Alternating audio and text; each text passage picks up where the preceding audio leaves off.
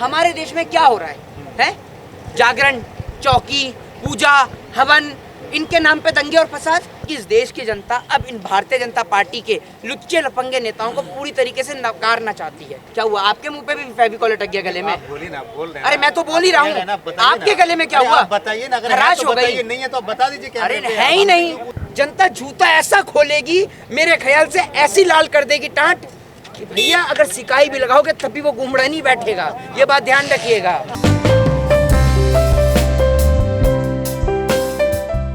वो गाली देनी आती है तो आप गाली देंगे, किसी को प्यार और स्नेह तो कर नहीं पाएंगे। तो भारतीय जनता पार्टी के नेताओं का काम है पूरे देश में उपद्रव फैलाना, देश के अंदर गतिविधियां करवाना, तमाम तरीके की जातिवाद की गतिविधियां करवाना, हिंदू मुस्लिम को आपस में लड़वाना। ये भारतीय जनता पार्टी की एक पुरानी और गंदी आदत है और इस आदत को आप कभी नकार नहीं सकते हैं। ये भारतीय जनता पार्टी के नेता इन सब काम करने में माहिर हैं, तो उनको उनका काम करने दीजिए। बाकी जनता ने अपने जूते चप्पल तैयार कर ही रखे निकाल कर। जी अच्छा, मुझे आप ये बताइए कि चुनाव को लेकर के ऐसा बताया जाता है कि ऐसा आरोप लग रहा है, जो अभी क्या नाम है गुरुग्राम में नमाज को लेकर के जो विवाद हो रहा है, वहाँ पे कुछ लोग जब नमाज पढ़ते हैं, वहाँ पे कुछ लोग पहुँचते हैं और वहाँ पे जय श्री राम के नारे लगाते, कहते भैया हम यहाँ पे नमाज पढ़ने के लिए नहीं देंगे। जो विपक्ष वाले कह रहे हैं ये यूपी चुनाव है, उसकी तैयारी भाजपा वाले लगे हुए हैं। एक बात आप मुझे बताइए, आप जानते हैं कि हमारा भारत का पड़ोसी देश है चाइना, ठीक है? चाइना जो है वो एक नया उपग्रह भेजने की तैयारी में चंद्रमा पर, ताकि रोड की स्ट्रीट लाइट को बंद करा के चंद्रमा की रोशनी से ही उजाला किया जाए, ठीक है ना? एक देश अमेरिका है जो पानी के अंदर वो चलाने की बात कर रहा है कि जब पृथ्वी की तबाही मचेगी, जब पृथ्वी पर तबाही मचेगी तो हम पानी के अंदर जो है स्पेसशिप चलाएंगे, जिससे हमारे देश की जनता जो है वो आराम से उसमें रह सके। हमारे देश में क्या हो रहा है? जागरण, चौकी, पूजा, हवन, इनके नाम पे दंगे और फसाद है, जबकि आम जनता इनके नाम पे कभी नहीं लड़ती है, कभी भी। आप मंदिर और मस्जिद में क्या करते हैं? आप मंदिर में भी ईश्वर की आराधना करते हैं, मस्जिद में अल्लाह को मानते हैं, आप यही काम करते हैं ना। आप मंदिर और मस्जिद की कौन सी ग्रंथ और कौन सी भगवत गीता और कौन सी कुरान ये सिखाती है कि आप मंदिरों को तोड़ दो या मस्जिदों को गिरा दो? बताइए। दंगे फसाद कराने का काम इस देश की जनता कभी पसंद नहीं करती है, लेकिन जब से भारतीय जनता पार्टी इस सत्ता के अंदर आई है, उनकी ये पुरानी और गंदी आदत है। अभी कह रहे हैं कि हम जो है हम वो 300 प्लस सीटें लेके आएंगे, ठीक है ना? ये जो 300 प्लस जो सीटों का है ना, ये सरसों के तेल का दाम बता रहे हैं, जो होने वाला है जनता के लिए जल्दी, और बहुत जल्द होगा ये सरसों के तेल का दाम, ठीक है ना? हाँ, और आपको मैं बता दूं कि इस देश की जनता अब इन भारतीय जनता पार्टी के लुच्चे लफंगे नेताओं को पूरी तरीके से नकारना चाहती है। हाँ, आप भारतीय जनता पार्टी के नेताओं को आप लुच्चे लफंगे कह रहे हैं, तो उनको क्या कहूँ? पढ़ा लिखा कहूँ या बलात्कारी कुलदीप सिंह सेंगर कहूँ? क्या है? भक्त कहते हैं ना अपने आप को, आप उसको तो हमें अपनी अगर राष्ट्रभक्ति का, मैं मोहित शर्मा, मुझे अपनी राष्ट्रभक्ति का प्रमाण देना है तो मैं कैसे दूंगा बताइए? अब हनुमान जी तो हूँ नहीं कि सीना चीर के दिखाऊंगा कि मेरे सीने के अंदर राष्ट्रभक्ति लिखी हुई है, देशभक्ति लिखी हुई है।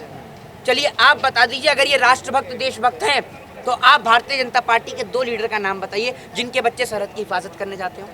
बताइए ना आप मुझे, मैं आपसे पूछता हूँ, अगर वो देशभक्त राष्ट्रभक्त हैं तो बताइए ना आप मुझे। क्या हुआ? आपके मुंह पे भी फेविकॉल अटक गया गले में? बोलिए ना, बोल रहे हैं। अरे मैं तो बोल ही रहा हूँ, आपके गले में क्या हुआ? बताइए ना, अगर हराश हो गई। नहीं है तो बता दीजिए। अरे है ही नहीं। हाँ तो बताइए, कैमरे में बताइए ना। है ही नहीं, मैं तो जानता ही नहीं, मैं तो आपसे पूछ रहा हूँ कि आपने सुना है कभी? आप कह रहे हैं वो राष्ट्रभक्त हैं, तो बताइए what is the definition of राष्ट्रभक्त? क्या है देशभक्ति? वो तो बताइए ना, पता होगा ना, डेफिनेशन तो बताइए। आप परिभाषा दीजिए राष्ट्रभक्त की, क्या है राष्ट्रभक्त? पता होगा ना। आप कहते हैं हिंदुत्व की पार्टी है, आप कहते हैं राष्ट्रभक्त हैं, ये हम पागल हैं? हम पागल हैं? वो पार्टी खुद कहती है, पार्टी के पार्टी है वो खुद कहती हैं, हम थोड़ी कह रहे हैं। पार्टी के नेता तो भैया, पार्टी के नेता तो इतनी लंबी लंबी फेंकते हैं कि इनकी रैलियों में अगर गधे भी ले जाओ तो इनके जुमलों का बोझ नहीं उठा सकते आप। इनकी आदत है गंदी झूठ बोलने की, ये झूठ बोलने में एकदम टपाटप माहिर है, एकदम फुल टू फुल झूठ बोलते हैं। देखिए अभी कंगना रनावत का भी बयान आया है ना, उन्होंने कहा कि भैया हमें जो है किसी पार्टी से लेना देना नहीं है। कंगना रनावत जो राष्ट्रभक्त है, जो राष्ट्रभक्त पार्टी हम उसका प्रचार करें। अभी कंगना रनावत पे आपने देखा ना कि अब फ्लाइंग किस देना भी जो है वो अपराधी की संज्ञा में आ गया है, ठीक है ना? तो आपको बता रहे हैं कि भैया कंगना रनावत क्या है? Who is this Kangana Ranaut? मुझे बताइए कौन है कंगना रनावत? है कंगना रनावत इकलौती एक्टर है?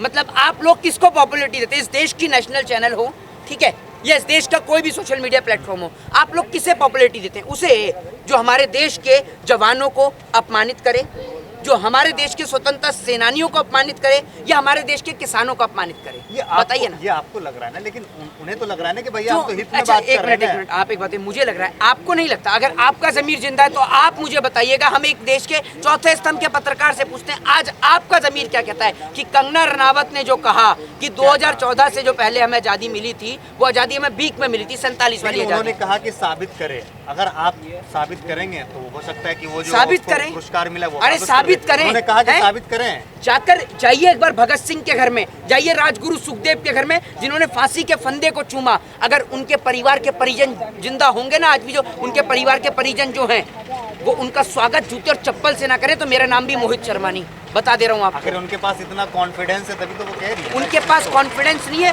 उनके पास सिर्फ सत्ता का सपोर्ट है, ठीक है ना। और जिस दिन ये सत्ता का सपोर्ट, और ये हमारे देश का दुर्भाग्य समझिए कि कोई हमारे देश के अंदर लोकतंत्र को अपमानित करके, हमारे देश के स्वतंत्रता सेनानियों को अपमानित करके इस तरीके का बयान देता है और हमारे देश की सरकारें गूंगी और बहरी हो जाती हैं, चुप हो जाती हैं। अगर यही बयान ना किसी विपक्ष के नेता ने दे दिया होता ना तो नरेंद्र मोदी जी और सिलेंडर उठाने वाली स्मृति ईरानी जी दोनों धरना दे चुके होते उसके घर के बाहर, और आज चुप और मौन बैठे हुए हैं। इस देश के अंदर सारे मुद्दे गायब है। कंगना रनावत के आगे सारे मुद्दे फेल कर दिया आपने। कंगना रनावत को तो आपने ऐसे कर दिया जैसे डोनाल्ड ट्रंप की जगह पे, जो बाइडेन की जगह पे कंगना रनावत ही बैठी हुई है। आपने ऐसे बना दिया उन्हें तो बिल्कुल, जबकि है कुछ नहीं वो, समझ रही है कुछ नहीं वो। उनसे है तो पॉपुलरिटी में लगता है कि इस देश के पत्रकारों को लोग जानते हैं। इस तरीके का जो बयानबाजी है वो यूपी चुनाव करीब आते ही क्यों हो रहा है?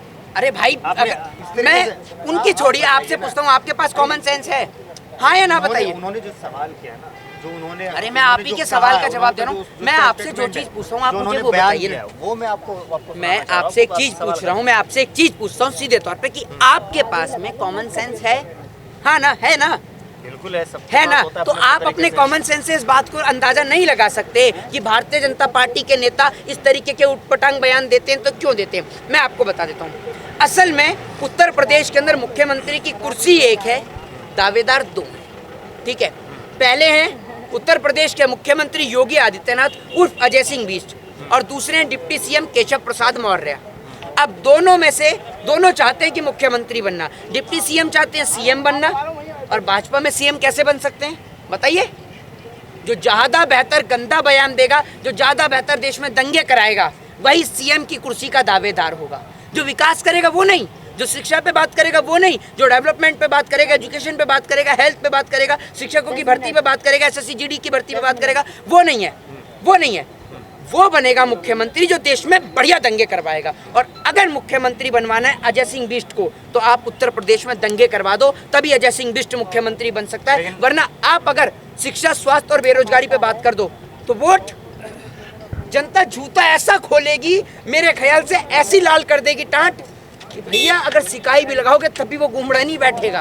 ये बात ध्यान रखिएगा, बता रहा हूँ। तो मतलब इसीलिए ये लोग दंगे फसाद पे। आप कहना क्या चाह रहे हैं कि जो ये मतलब बयानबाजी कर रहे हैं बस अपनी अपनी कुर्सी के लिए कर रहे हैं? हाँ जी, कि हम कंपटीशन मुझसे आगे पहुंच जाए। अरे एक बात आप मुझे बताओ, 4.5 साल से सत्ता में थे, 4.5 साल से इनको याद नहीं आया मथुरा और काशी का मुद्दा? या मथुरा और काशी आज ही बनी है? बताइए ना। 4.5 साल से सो रहे थे क्योंकि इनको पता है कि चुनाव के टाइम पे दंगे कराओ और कुर्सी पाओ, ये इनकी योजना है, समझ रहे हैं? काम कुछ किया नहीं है तो दंगे फसाद कराओ और कुर्सी को ले जाओ, यही काम है। जनता समझती नहीं है इस बात को।